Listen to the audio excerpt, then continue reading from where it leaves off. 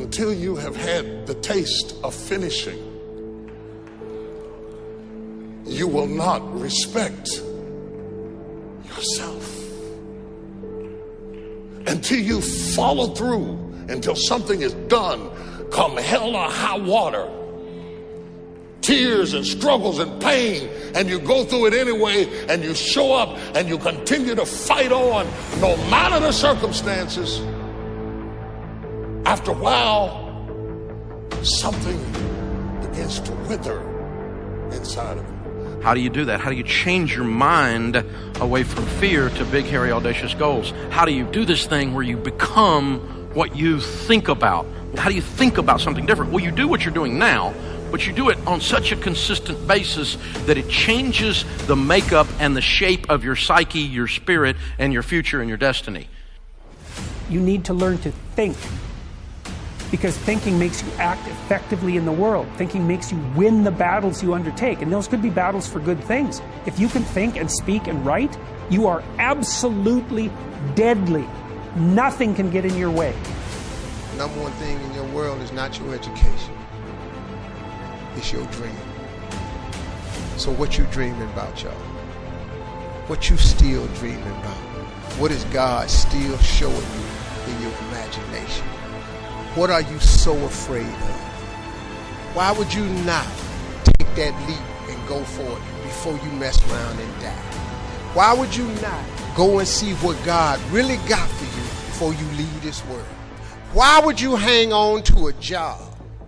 If you live in paycheck to paycheck right now, when you retire, they're going to give you 1/3 of what you can't live on now. They're going to give you a gold watch and a turkey, and they're going to set you on out to pasture. If I was you, before I leave this world, I'd go see what God really got for me. Just take a chance. Now here's why you should take the chance. Name me one time God has not pulled you through. Just name it. Name the one thing God has never pulled you through. If he ain't pulled you through it, he's currently pulling you through it right now. And the reason I know I'm telling the truth is because you're sitting in here. If God was through with you, he wouldn't wake you up no more. When he wakes you up, it's because he ain't through with you yet. He got something else for you. So why don't you go see what that is? Look, it's mostly black people in here. Why we keep living our lives like we still slaves? Why we got to live our lives like we owe them something? Man, you owe yourself something. Go be free. Go see what God got for you. Oh, Steve, that's easy for you to say. You rich. Hell, did you hear me? I lived in a car for 3 years. On October 8th, I won $50. October 9th, I quit. How big a jump you want to take? You ain't even got to do that. A lot of y'all got savings. You may not have 3 years up, but you only need a little bit. Just jump. Go see what God got for you. Quit sitting here in your life posturing like it's okay. Quit funking the fake. Quit faking the funk. Quit got people thinking you something you ain't, man, when you really know you won't be something else. Some people quit because things are out of control. Nobody quits what you can control. But the moment you get in something where you don't get your way, or you get reprimanded, or you get corrected, or you go through this, or you go through that, or you go through the other, or it's bad conditions or bad circumstances, the first thing the immature mind says is, this is ridiculous, I quit. My self-esteem, even though I was building it up and I lost weight and stuff like that, I'm now around the most uncommon of uncommon people. And I'm like, my God, I'm here. Do I belong here? Do I belong here? So your mind has a good way of taking the path of least resistance. Whenever friction happens, friction causes growth. Whenever friction happens, that's why a lot of us don't have any growth, because when friction happens, we go the opposite direction. So in my mind, when friction happened, my mind said, oh, hey, man, let's get out of here. You're not real. You've lied your whole life. You come from this, you come from this, you can barely read. Those things, so whenever times got hard, my mind said, you're not good enough. Let's go. So my eyes, my mind weren't connecting. So how you combat that is this. I call it the cookie jar. You have to remind yourself. We all have a story. We've all of us have gone through very hard times. But when we're in a hard time, our mind has a way of forgetting what all we've overcome. I have a way of taking 1 second when I want to quit and saying, okay, you endured this. So I look at my life and how I came up as the ultimate training ground versus most people look at it as why? Woe is me. God, why? Why? I had to flip this upside down and say, hang on a second. God was training me to be one of the baddest men on the planet Earth. That's how, this was my journey. Because those things beat me, but they didn't kill me. You got to have a permeating attitude that you're going to win. You got to have a positive outlook. You got to be optimistic. You got to know you're going to win. You got to, right now, you got to say, I'm going to win. I don't mean just this contest. I don't mean the contest. I mean, I'm going to win. I'm going to win. My life is going to win. There's going to be a victorious life here. Because listen to me, the price you pay for losing here is too extreme. You have to carry the burden of failure the rest of your life. You carry that around with you if you fail here. The biggest thing that breaks my heart is you feel the spirit right now. And then when you get back, these dream stealers run into you. And they start to steal your dream. And you quit. You give up. You got to decide I'm going to win. You got to decide that the failure part of carrying failure, you've been exposed to what your life could be. If you fail here, the price is extreme. It's forever. You carry the failure forever. I'm being honest with you. I meet people oftentimes that say, I was in WFG, you really changed my life at this meeting, but. And they put their heads down. They've been carrying it. They carry it. They see these Facebooks and Instagrams and what we're doing. You got to know you're going to win. You got to sell out. Yeah, I'm telling you, you got to become a sellout. You need to sell out. You need to get obsessed. You got to get relentless. You got to be a road dog. You got to get intense. That's what you got to do. You got to put your head down for a 4 to 6 year window. I don't care if you're brand new or you're one of these front rows. We need 4 to 6 years right now, like the best you ever had. You can feel it from me right now. I've been doing this 25 years. I haven't felt like this in 20. This is going to be the best run we've had. We're playing offense again. We're selling the dream again. You can feel it. We got some swagger at this convention, don't we? You can feel it. You can see the videos. We need your best. Let's go on a run. See, we're a family. We're a dysfunctional family sometimes, but we're a damn family. We don't always get along, but at the end of the day, we've done something great together. We've made history together. It's so funny we're talking about, there's nothing even remotely, there's not even something even 22% the size of WFG. It's hilarious that somebody you think that there's something like this. My God, this is a behemoth. This is the Lakers, this is the Yankees, this is the Celtics, this is the Dallas Cowboys, this is the Patriots. There's nothing like it in the world. There's some dream stealers. You need to look out for these 4. I don't want them to happen to you. You ready? Say yes. Dream stealer number 1 that'll take you out of here. Lack of confidence or faith. Lack of belief.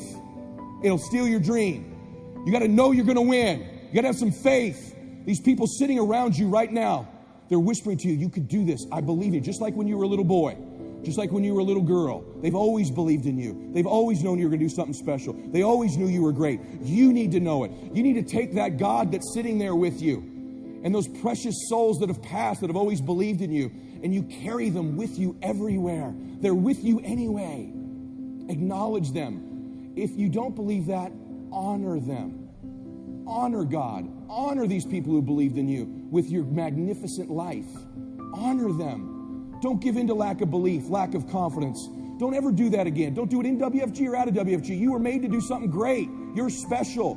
You were made in the image of God. Something awesome is supposed to happen for you. And those of you that have made something awesome happen, something even more awesome is supposed to happen for you. Is the greatest single obstacle to our success is our self-limiting beliefs. Is we believe that we're limited in some way.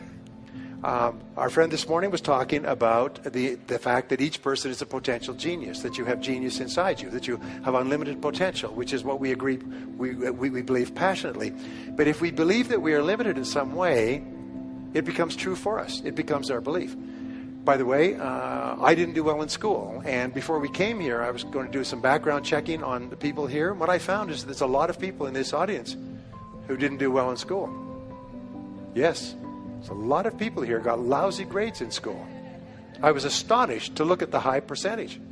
In fact, you could be sitting next to one of them right now. Yes, we know who you are. Now here's the problem, is that if you're told, which I was, and all the time you're growing up, they say you have to get good grades or you won't do well in life. You have to get good grades or you won't get into college. You have to get good grades or you won't get a good job, won't get very well, and so on. They tell you that to encourage you to get good grades. So what if you got lousy grades for whatever reason? Well, now you could be 25 or 35 years old and you don't even try. You don't even try because, hey, you didn't get good grades in school, so you're kind of short of potential. And what we do is we actually sabotage ourselves. We drive with our foot on the brake of our own potential because we think, well, I didn't really get good grades in school. And then you read the studies and you find that most of the people who got straight A's work for the people who got B's. And the people who got B's work for the people who got C's who own the companies. And the people who own the companies got the money from the venture capitalists, all who got D's in school. You know, and so the grades that you got in school are irrelevant. But if you believe that because you got poor grades or because you didn't get started, you didn't go to college or something else, if you believe it becomes true for you. So the first thing you do is you have to challenge your self-limiting beliefs and realize that most self-limiting beliefs have no foundation in reality. How many times have you had an experience where you thought you had no skill or ability in some area, and then you started working in that area and it turned out to be pretty capable, and you're quite amazed and you never had that idea? The fact of the matter is we all have that throughout life. My friend Dennis Waitley has this wonderful line. He said, you could not use all of your potential if you had 100 lifetimes. You have so much potential. And what holds us back from using all of our potential is we believe that we don't have it. I will never forget the story of this fellow's grandfather came out, homesteaded a piece of land in Alberta, passed it on to his grandfather, passed it on to his father. The father could never make a living on it. Finally passed on to the son. The son was on welfare and raising goats on this quarter section in Alberta. None of the family for 3 generations had ever made any money on this hard scrabble piece of farm. And along came an oil company. The oil company said, can we drill on your land? If we find oil, we'll sign an extraction agreement with you, royalties and so on. They drilled on his oil. They found an oil pool. And within overnight, he was a millionaire. He had an income of something like $150,000, $200,000 a year for the next 30 years. He went from living a hard scrabble life, raising goats on this lousy piece of land, and somebody else came along and showed him how to get the potential out of the land. The oil had always been there. That's what this seminar does. That's what Harv does, by the way, is he shows you how to drill oil in your own land and tap into the potential that you have. It was always there. It's been there all this time. But your job is to drill. That's really important. And that's what we're here for 3 days, is to look for insights. So remember this. Always ask yourself, if you have a self-limiting belief, what if it wasn't true?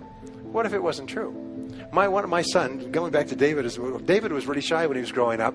And so I would say, one thing I know about you, David, is you're not afraid of anything. He said, oh, I'm afraid of everything. He's afraid of riding a bicycle, and he's afraid of this. He's afraid of ghosts in the night. No, David, you're not afraid of anything. And I say to Barbara, he said, one thing I know about David, he's not afraid of anything. And he said, yes, I am. We drive along. I say, well, I really admire David because he's not afraid of anything. And I would just say this. And I changed his name to Dave the Brave.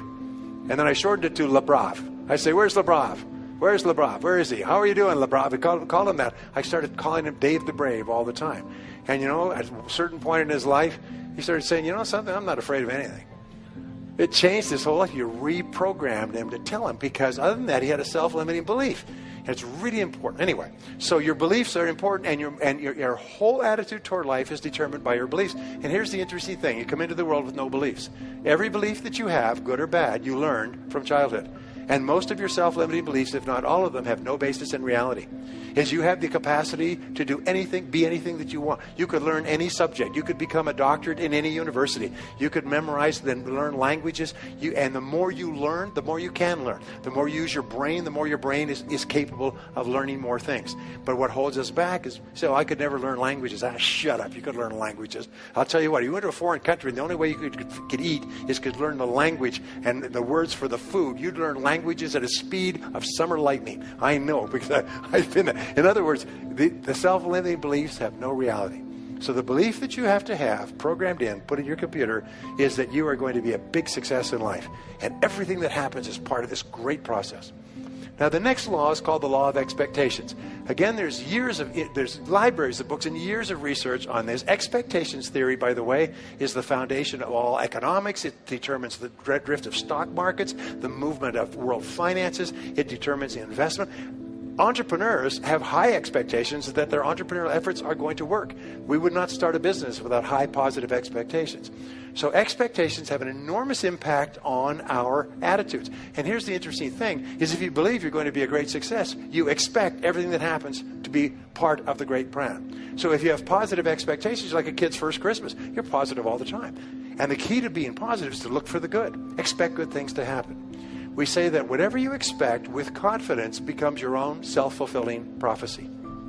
Is you are constantly predicting your future by talking about how the way you think things are going to turn out.